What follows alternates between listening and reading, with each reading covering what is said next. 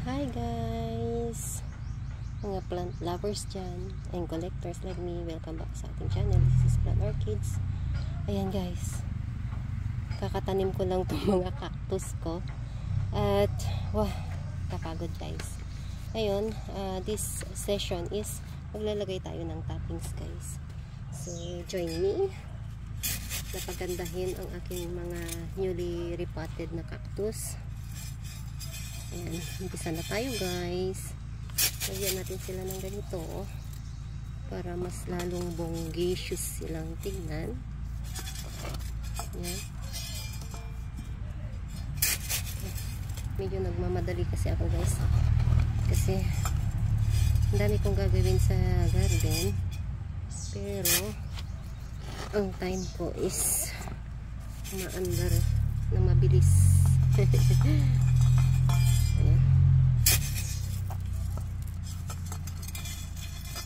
Ayan, diba guys? Ang bongga niya tignan. Diba? Mga old pots ko to guys. Pagpasensyahan nyo na yung yung look. Kasi nasa lupa lang ako. Gagarden. At ang garden ko ay nasa side ng bahay namin. Kagubatan. Kagubatan kumbaga.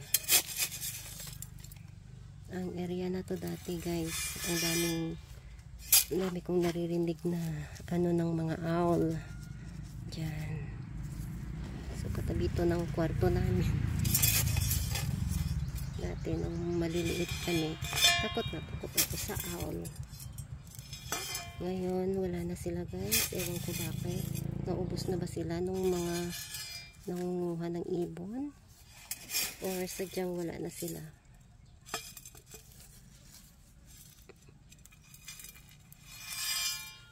Okay. Ma-beauty na ba siya?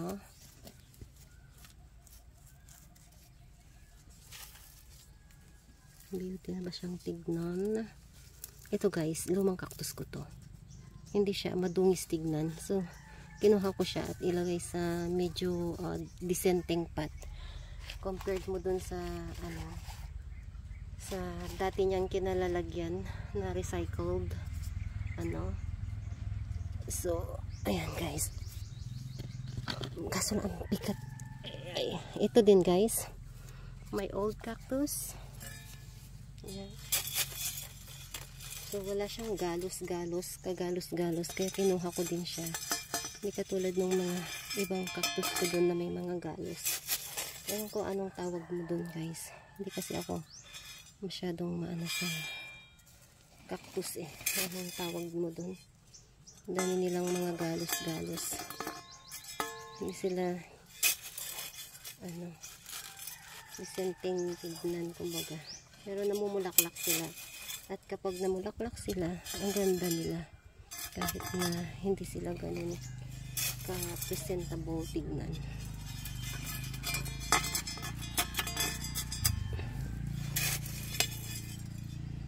Itong stone na to is gift to ng asawa ko. Kasi hindi ko nagagamit. Kasi nga, hindi ako matappings na tao kasi marami akong mga toppings dyan na nai-stack lang. Pero hindi ako naglalagay. Sa kadahilan ng minsan nagre-repat-repat ganyan. So, hindi ako masyadong naglalagay na. Hindi katulad dati na less than 50 lang yung mga cacti natin. Or mga succulents natin. Doon naglalagay ako dati guys. Ngayon ang dami na nila. At tawag nito. At minsan at hindi sila masaya o namamatay sila, tatanggalin mo na naman. Ka na naman. Maglalagay ka na naman. Ayan. So, talagang nagpapaganda to sa halaman. in talaga. Maganda. Bumubuga ang halaman pag may toppings.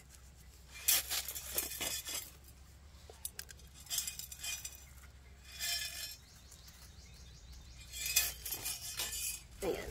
May mga babies siya yun.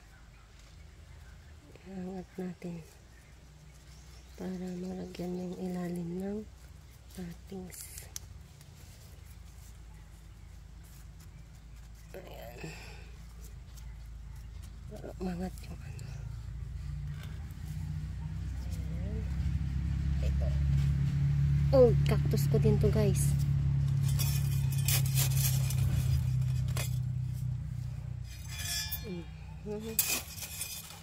Nagugutom na ako ah. Anong oras na ba? Ako nagmerienda. Mamaya tatawag ng nanay ko lunch na. Hindi pa nakapagmerienda. Tipid, diba? Pag nasa garden, tipid. Tubig lang. Nakakatipid sa merienda.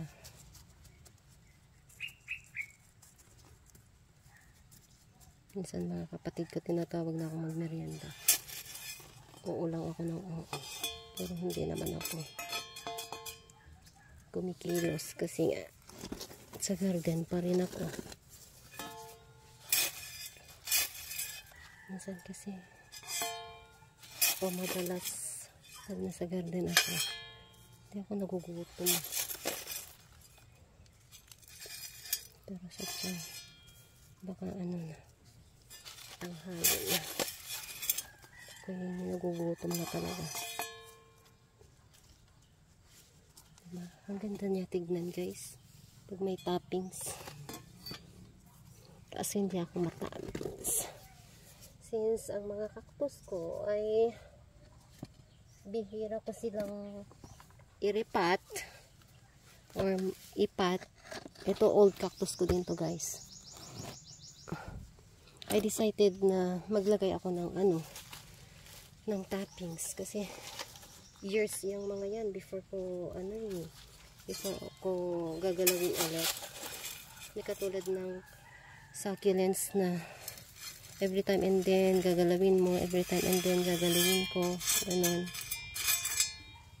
So ito sila na lang ang lagyan ko ng toppings para magamit ko yung mga toppings ko doon.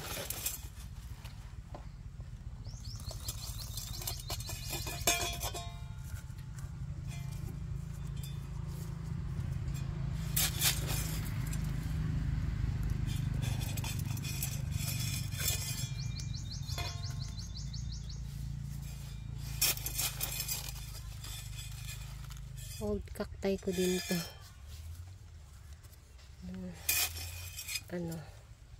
Napabayaan pero walang masyadong galos pa kaya kinuha ko para pagandahin na lang. Ay, ito may mga galos-galos na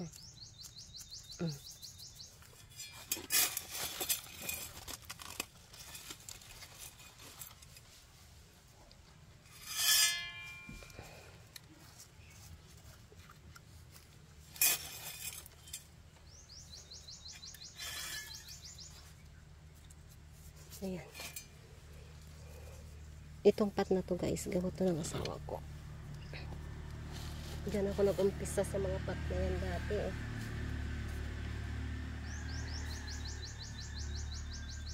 Masyado ako kasing matipid na tao guys.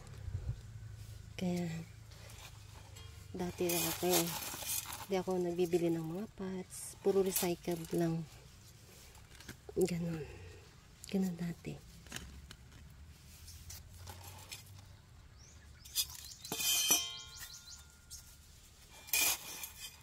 Tapos hanggang sa na-addict na sa pot.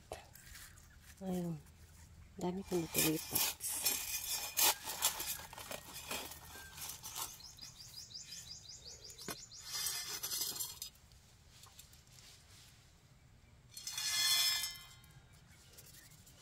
Bale, itong mga cactus ko na to guys, lahat namumulaklak according dun sa seller. Kasi ayaw ko sa cactus na hindi namumulaklak. Ayaw ko nun. Hindi ako mahilig nun.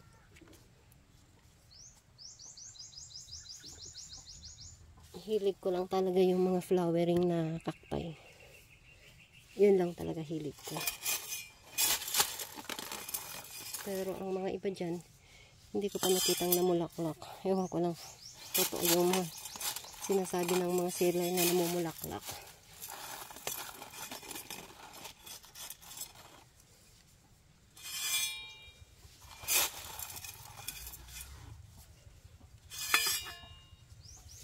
Kasi ang mga seller dyan, mix. May galing ng Baguio, may ano din dito sa mga local market namin dito. Yan. Kasi matagal na akong nagkakaktus. Okay. Ayan. So, ayan na sila guys. Ayan na. Ayan na. Mabeauty na sila tignan. Ayun.